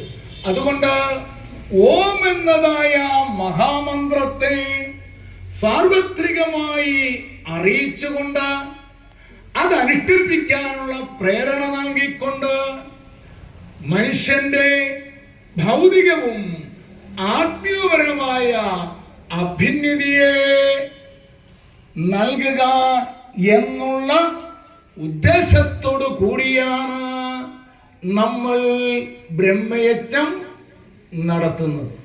അതല്ലാതെ അടുത്ത ഇലക്ഷനോടെ മത്സരിക്കാനോ വോട്ട് തണ്ടിയായിട്ട് നടക്കാനോ ഒന്നുമേ അല്ല. നമുക്കതൊന്നുമല്ല. അവർക്കാർക്കും രക്ഷപ്പെടുത്താൻ കഴിയില്ല. ആര് തന്നെ രക്ഷപ്പെടണം? നമ്മൾ തന്നെ രക്ഷപ്പെടണം. നമ്മൾ രക്ഷപ്പെടാനുള്ള ഒരേ ഒരു മന്ത്രം ഓങ്കാരമാണ്. അത് മാണ്ഡിക്യോപനിഷത്ത് പഠിച്ചു കഴിയുമ്പോൾ അറിയാം അതെങ്ങനെയാണ്, എന്താണ് എന്നുള്ളത്. നമുക്കിപ്പോൾ അതൊന്നും വിശദീകരിക്കാൻ സമയമില്ലാത്തതുകൊണ്ട് ഞാൻ അതിലേക്ക് കിടക്കുന്നില്ല. ഏതായാലും നാം ഒരു കാര്യം മനസ്സിലാക്കുക, ദേവതാരാധന കൊണ്ട് നമുക്ക് എന്ത് കിട്ടില്ല? നിത്യമായ മുക്തി കിട്ടില്ല. ഏത് ദേവനെ ആരാധിച്ചാലും കോംപ്ലിമെന്ററി ആയിട്ട് എന്തുണ്ടാകും? ദുഃഖം കൂടി ഉണ്ടാകും. ഈ ദുഃഖത്തെ ഇല്ലായ്മ ചെയ്യണമെങ്കിൽ എന്ത് വേണം? ഓങ്കാര ജപം ഉണ്ടായിരിക്കണം, ജ്ഞാനമുണ്ട്. അത് ഓങ്കാരത്തിലെ അകാരവും ഉകാരവും മകാരവും കഴിഞ്ഞു വരുന്ന മൗനമാണ്, അമാത്രയാണ്. അതാണ് പരംബ്രഹ്മം എന്ന് പറയുന്നത്. ആ പരംബ്രഹ്മത്തെയാണ് ഗുരു എന്ന് പറയുന്നത്. അതാരിൽ തന്നെയാണ്? നമ്മിൽ തന്നെയാണ്. എക്സ്റ്റേണൽ ആയിട്ടുള്ളതല്ല, അതൊരു വ്യക്തിയല്ല ഗുരു എന്ന് പറയുന്നത്. നോക്കൂ, അപ്പോൾ അതുകൊണ്ട് ഈ ബ്രഹ്മയജ്ഞം കൊണ്ട് നമ്മൾ ഉദ്ദേശിക്കുന്നത് ഓങ്കാര ജപത്തെ സാർവത്രികമാക്കുക. ഈ ഓങ്കാരം എല്ലാവരുടേതുമാണ്. സർവസ്വീകാര്യമായ ഒരു മന്ത്രമാണ് ഏത്? ഓങ്കാരം. ക്രിസ്ത്യാനിയായാലും മുസ്ലിമായാലും പാഴ്സിയായാലും ജൂതനായാലും ആർക്കായാലും ഏത് ചൊല്ലിയേ പറ്റൂ? ഓങ്കാരം. പക്ഷെ അവരറിയുന്നില്ല. നമ്മളും അങ്ങനെയാണോ? നമ്മൾ അറിയണം. അറിഞ്ഞവരുമുണ്ട്, അറിയാത്തുണ്ട്. അപ്പം നമ്മൾ ജീവിക്കുന്ന അതുകൊണ്ടാ. ഏതുകൊണ്ട്? ഈ ഓങ്കാരമുള്ളത് കൊണ്ട്. നമുക്ക് ഭക്ഷണമില്ലെങ്കിൽ ജീവിക്കാം കുറച്ച് നേരമെങ്കിലും, വെള്ളമില്ലെങ്കിലും ജീവിക്കാം, വസ്ത്രമില്ലെങ്കിലും കുറച്ചു നേരം ജീവിക്കാം, വീടില്ലെങ്കിലും ജീവിക്കാം, മറ്റെന്തില്ലെങ്കിലും ജീവിക്കാം. പക്ഷേ എന്തില്ലാതെ ജീവിക്കാനൊക്കില്ല? ഈ പ്രാണനില്ലാതെ ഒരു നിമിഷം ജീവിക്കാനൊക്കില്ല. ഈ പ്രാണനിൽ നിന്നും മുഴങ്ങുന്ന നാദമാണ് പ്രണവം.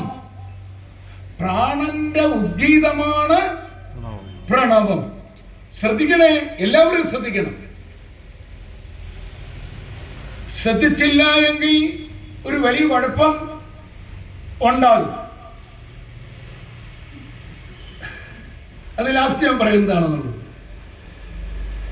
നമ്മൾ ശ്വാസോച്ഛ്വാസം ചെയ്യുമ്പോൾ അതിൽ അന്തർലീനമായിരിക്കുന്നത് എന്താണ്? ഓമാണ്. ശ്വാസോച്ഛ്വാസം എല്ലാ ഹിന്ദുക്കളും ചെയ്യത്തില്ല.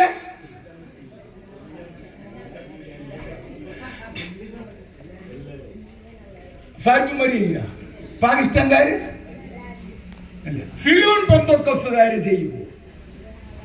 ഏതാളായാലും ശ്വാസോച്ഛ്വാസം ചെയ്യും. ഈ ശ്വാസോച്ഛ്വാസം ചെയ്യുക എന്ന് പറയുന്നത് എന്താണ്? ഓങ്കാര ജപമാ. നമ്മൾ എല്ലാവരും നിവർന്നിരിക്കുക. നിവർന്നിടത്തോടെ ശ്വാസം പിടിക്കുക. അകത്തേക്ക് ദീർഘമായി പിടിക്കുക.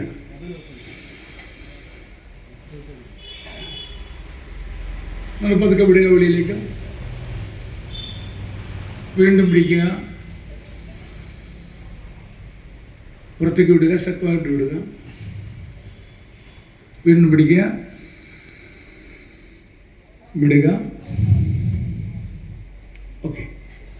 അപ്പം നമ്മൾ അകത്തേക്ക് പിടിച്ചപ്പോൾ ഒരു ശബ്ദമില്ലേ? ഉണ്ട്. പുറത്തേക്ക് വിട്ടപ്പോൾ എന്തുണ്ടായി? ഒരു ശബ്ദമുണ്ടായി. അകത്തേക്ക് പിടിച്ച ശബ്ദം നമ്മൾ യന്ത്രം വെച്ച് പരിശോധിച്ചാൽ കിട്ടുന്നെന്തറിയും? സോ എന്നാണ്. സോ എന്നാണ്. പുറത്തേക്ക് വരുമ്പോൾ എന്താണ്? അഹം എന്നാണ്. അപ്പോൾ ഒരു ശ്വാസം എന്ന് പറയുന്നത് അകത്തേക്ക് പിടിക്കുകയും പുറത്തേക്ക് വിടുകയും ചെയ്യണം. അപ്പോൾ അകത്തേക്ക് പിടിച്ച് പുറത്തേക്ക് വിടുമ്പോൾ ഉണ്ടാകുന്ന ശബ്ദം എന്താ? സോ അഹം. സോ അഹം. എല്ലാവർക്കും ഉണ്ടാവുമല്ലോ അത്? എല്ലാവർക്കും ഉണ്ടാകും. സോ അഹം എന്ന് തന്നെയാണ്. ഈ സോ അഹം എന്ന ഈ ശബ്ദത്തെ എടുത്തിട്ട് നമ്മൾ അതിനെ ഒന്ന് വേണ്ടവണ്ണം വിഗ്രഹിക്കുക. അതിലെ സ്വരങ്ങളെ മാത്രം എടുക്കുക. സോ അഹം. ഇതിന്റെ ഒരു പേര് പറയും. എന്താ അറിയോ? അനാഘതനാദം. എന്താ? അനാഘതനാദം. അനാഘതനാദം എന്ന് പറഞ്ഞാൽ എന്ത്? കേൾക്കാൻ പറ്റാത്ത നാദം. ശ്വാസോച്ഛ്വാസം ചെയ്യുന്നത് കേൾക്കാൻ പറ്റുമോ നമുക്ക്? അങ്ങനെ ചുമക്കുന്ന പോലായിരുന്നു ശ്വാസോച്ഛ്വാസമെങ്കിൽ നമുക്ക് ഇവിടെ ഇരിക്കാൻ പറ്റുമായിരുന്നു. പറ്റില്ല. പോട്ടെ, അതൊക്കെ ഒരുപാട് നമ്മൾ സാങ്കേതികമായിട്ട് അറിയേണ്ട ചില കാര്യങ്ങൾ, അതിലേക്കൊന്നും കിടക്കുന്നില്ല. അപ്പോൾ നമ്മൾ പോലും കേൾക്കാതെ കണ്ടാണ് ശ്വാസോച്ഛ്വാസം വിടുന്നത്. അതുകൊണ്ടാണ് ഇതിനെ എന്ത് വിളിക്കുന്നത്? അനാഘതനാദം. അനാഘതനാദം എന്ന് പറഞ്ഞാൽ ആഘതം.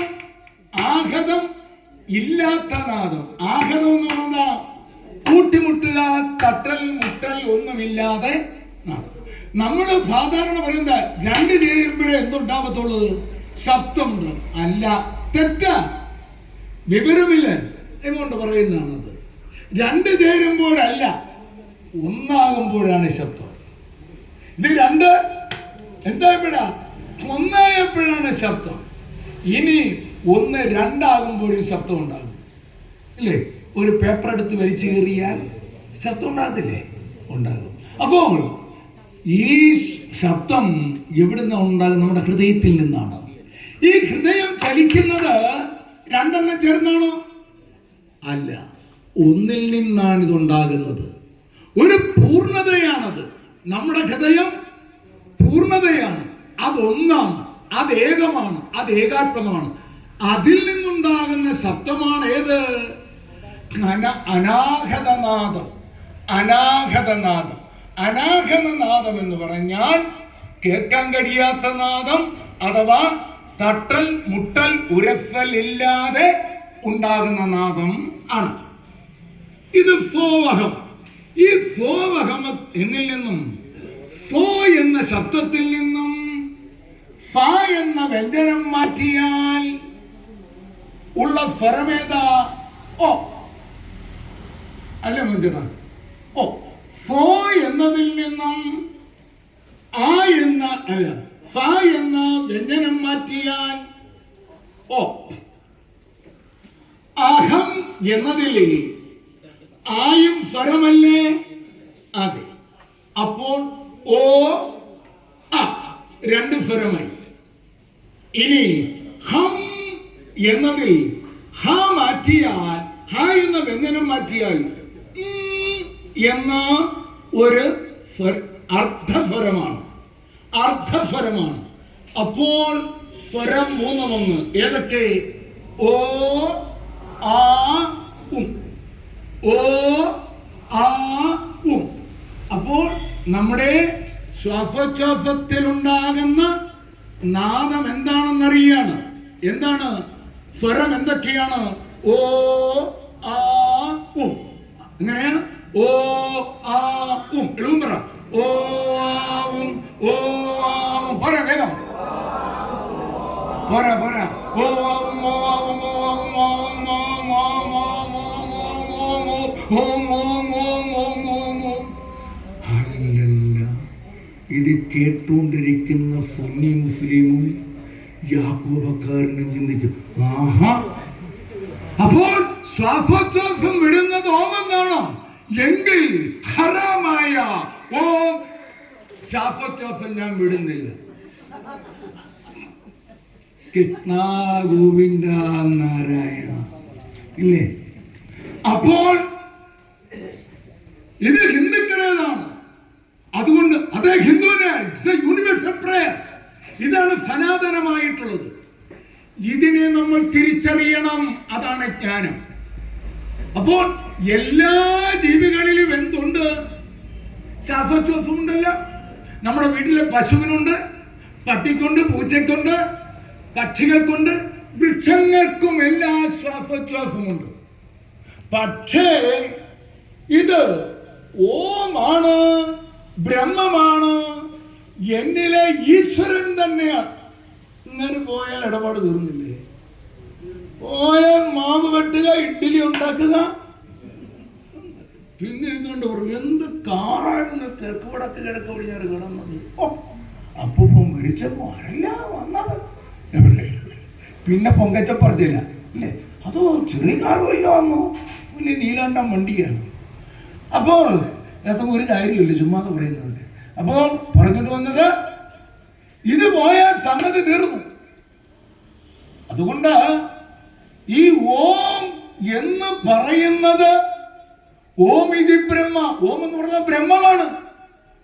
ഈ ബ്രഹ്മമാണ് ഈ ദേവന്മാർക്കെല്ലാം ശക്തി കൊടുക്കുന്നത്. ബ്രഹ്മമാണ് ആർക്ക്? ദേവന്മാർക്കെല്ലാം ശക്തി കൊടുക്കുന്നത്. ബ്രഹ്മ എവിടെയാ? നമ്മളിലാണ്, ഇല്ലേ? നമ്മൾ വെളിച്ചെണ്ണ വാങ്ങിച്ചു കൊടുത്തില്ലെങ്കിൽ അങ്ങേരി ഇട്ടത്തിരിക്കില്ലേ? നമ്മൾ അവരും വല്ലരും ഇവിടെ കൊടുത്തില്ലെങ്കിൽ പട്ടിണിയായിരിക്കില്ലേ? ബ്രഹ്മ നമ്മളാണ്. പക്ഷെ അത് അറിയുന്നില്ല. അറിയണമെങ്കിൽ ഒരു ഗുരുവിലൂടെ ജ്ഞാനം സ്വീകരിക്കണം, ജ്ഞാനം ഉണ്ടാകണം.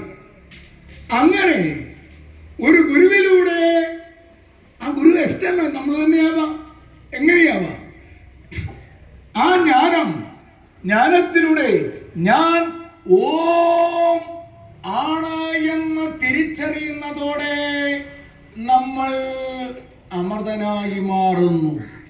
യാതൊരു വിധമായ ജനന മരണമോ രോഗമോ ദാരിദ്ര്യമോ ഭയമോ ആശങ്കയോ ആരെ തീണ്ടുകയില്ല, നമ്മളെ തീണ്ടുകയില്ല. ഇതാണ് വേദാന്തം. ഇത് നിങ്ങളെ ആരെങ്കിലും പഠിപ്പിച്ചു? ഇത്രയും കാലം അമ്പലത്തിൽ പോയി തൊയ്തൊരു മാറിയാട്ടെ, അടിയങ്ങൾ ഒന്ന് തൊഴാനല്ലേ തൊയ്തോട്ടെ, അതുപോലും അറിയത്തില്ല, എങ്ങനെ തൊഴണം പോലും അറിയില്ല. 11 നേരമില്ല പോട്ടെ. അപ്പോൾ ഇതൊന്നും അറിയില്ല, ABC അറിയില്ല.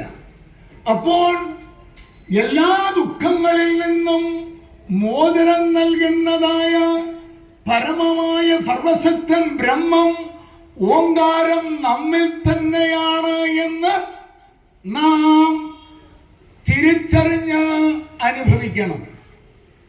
ഇങ്ങനെ തിരിച്ചറിഞ്ഞ് അനുഭവിക്കാനുള്ള യോഗമുള്ളത് ആർക്ക് മാത്രമാണ്? എന്താ ഉറക്കെ പറ, ചേച്ചി ഒന്ന് ഉറക്കെ പറഞ്ഞ ആർക്കാണ്? നിങ്ങളൊന്നും മിണ്ടായിരിക്കണേ. ആര്? മനുഷ്യന് മാത്രമാണ്. മനുഷ്യന് മാത്രമേ തിരിച്ചറിയാൻ കഴിയത്തുള്ളൂ. വേറെ മൃഗങ്ങൾക്കോ ഉരകങ്ങൾക്കോ പക്ഷികൾക്കോ വൃക്ഷങ്ങൾക്കോ വല്ലതും മനസ്സിലാവോ? ഇല്ല. അതുകൊണ്ടാണ് മനുഷ്യജന്മം മറ്റ് സൃഷ്ടികളെക്കാൾ നമ്മളിലെ ദൈവത്തെ അറിയാൻ കഴിയുന്നതായ ശേഷിയുള്ളത് ഒരേ ഒരു സൃഷ്ടി ആര് മാത്രമാണ്? അങ്ങനെയുള്ള മനുഷ്യജന്മം കിട്ടിയതൊക്കെയും ഈ ഓങ്കാരത്തെ തിരിച്ചറിയാതെ ജീവിച്ചു പോകുന്നവരുടെ അവസ്ഥ എന്തുപോലെയാണ്? എന്തുപോലെയാ? ചേച്ചി തന്നെ പറയണം.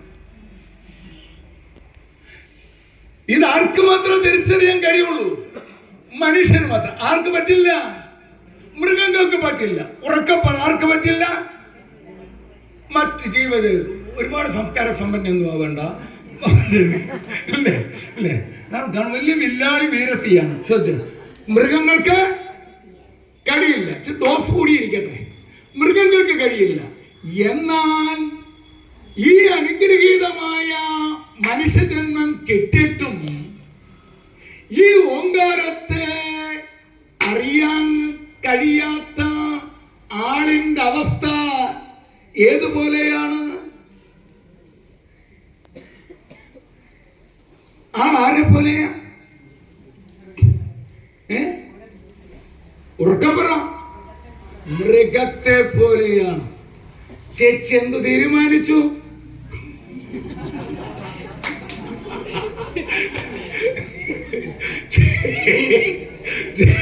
ചേച്ചി എന്ത് തീരുമാനിച്ചു? ഇപ്പൊ തീരുമാനിക്കണ്ട, ഞങ്ങളോട് പറയണ്ട. ചേച്ചി വീട്ടിൽ പോയതൊക്കെ ദൈവമാകണോ മനുഷ്യനാകണോ മൃഗമാകണോ? നമ്മൾ ദൈവമാകണം, മനുഷ്യന് ദൈവമാകാം. അങ്ങനെ ദൈവമാകാതെ വെറും മനുഷ്യനായി ആരെ പോലെ? മൃഗത്തെ പോലെ ജീവിക്കണോ എന്ന് തീരുമാനിക്കേണ്ടത് ആരാ? പഞ്ചായത്തല്ല, MLA അല്ല, മുഖ്യമന്ത്രിയല്ല, പ്രധാനമന്ത്രിയല്ല. യുവർസെൽഫ്, നീ തന്നെയാണ് തീരുമാനിക്കേണ്ടുന്നത്. അതുകൊണ്ട് ഇന്ന് ഇവിടുന്ന് ഭക്ഷണം കഴിച്ചിട്ട് പോയിട്ട് വൈകിട്ട് ചായ കുടിക്കുന്നതിന് മുമ്പ് ഒരു തീരുമാനം എടുക്കുക, എന്തു വേണമെന്നുള്ളത്. ഒക്കെ ഓങ്കാരത്തെ ജപിക്കുക. അതിന് ജാതിയുണ്ടോ? മതമുണ്ടോ? രാജ്യമുണ്ടോ? കാലാവസ്ഥാ വ്യത്യാസമുണ്ടോ? ഒന്നുമില്ല. സർവം സ്വീകാര്യമായിട്ടുള്ളതാണ്. അതുകൊണ്ട് ഇതാണ് നമ്മുടെ ഗുരുക്കന്മാർ, ഉപനിഷത് ഗുരുക്കന്മാർ നമുക്കരുളി തന്ന മഹാമന്ത്രം. കാണാപ്പടം പഠിക്കണം, കാണാപ്പടം പഠിക്കണം ഇല്ലേ? ദൈവമേ കാത്തുകൊള്ളുന്ന നമ്മൾ ചൊല്ലിയാൽ ദൈവമേ കാത്തുകൊള്ളുന്ന ചൊല്ലും. പണ്ട് ഫ്രെഡറിക്കും നാൻസിയും കൂടി എൻ്റെ കൂടെ ഇരുന്ന് ദൈവമേ കാത്തുകൊള്ളുമെന്ന് ചൊല്ലിയപ്പം ഫ്രെഡറിക്കും നാൻസിയും കൂടെ ചൊല്ലി ദൈവമേ കാറ്റുകൊള്ളുന്ന കാറ്റുകൊള്ളുക. അപ്പോൾ ഈ പ്രാർത്ഥനകളുമല്ലോ ഓം ഭൂർഭൂവക പറ്റുമോ സായിപ്പിനോ ഒരു അറബിക്കോ ആർക്കേലും? പക്ഷേ ലോകത്തുള്ള ഏതൊരാളിനും സാധ്യമാകുന്ന മഹാമന്ത്രമാണ് ഇത്. ഈ ഓം ജപിച്ച അങ്ങനെയുള്ളവരാണ് യൂണിവേഴ്സിറ്റി എഡ്യൂക്കേഷൻ ഇല്ലാതെ യൂണിവേഴ്സിറ്റിക്ക് ഏട്ടും യൂണിവേഴ്സിറ്റിയായി തീർന്നിട്ടുള്ള ആര്? രമണ മഹർഷി, രാമകൃഷ്ണ പരമഹംസൻ, സ്വാമി വിവേകാനന്ദൻ, നാരായണ ഗുരു, ചട്ടമ്പിസ്വാമി തിരുവടികൾ, ശങ്കരാചാര്യർ, രാമാനുജാചാര്യർ ഒക്കെ. അവർക്ക് ഡോക്ടറേറ്റ് വല്ലതും ഉണ്ടോ? PhD യോ അതല്ലെങ്കിൽ പോസ്റ്റ് ഗ്രാജുവേഷൻ വല്ലതും ഉണ്ടോ? ഒന്നുമില്ല. പക്ഷേ എത്രയോ PhD-ക്കാർ അവരുടെ കൃതി കൊണ്ടാണ് PhD എടുക്കുന്നത്. അവരുടെ ആ ജ്ഞാനം മുഴുവനും അടിസ്ഥാനം എന്താണ്? അപ്പോൾ ഓം നമ്മൾ അറിഞ്ഞാൽ നമ്മൾ ആരാവാ?